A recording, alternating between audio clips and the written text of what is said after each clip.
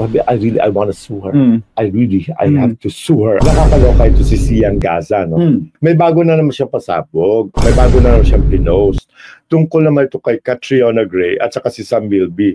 Nung opening na kanyang statement, ay parang sabi ko, wow, bait naman ni Sian. Sabi, nalulungkot daw siya sa paghiwalay ni Catriona at saka ni Sam Milby. Kasi nakitaan daw niya ito ng chemistry. And sa akin naman, wow, at least bumait siya. Pero yung makadugtong ng part ng paragraph na yon, para bang, hey, binabastos pala niya sila Kat at saka si Sam. Lumalabas na parang gusto yung palabasin na si Sam ay bading. Kasama sa mga gay makeup artists, yung mga magdadamit sa kanya. Because nga, di ba, kasi, di ba, they used to be a pair. They used to be a couple.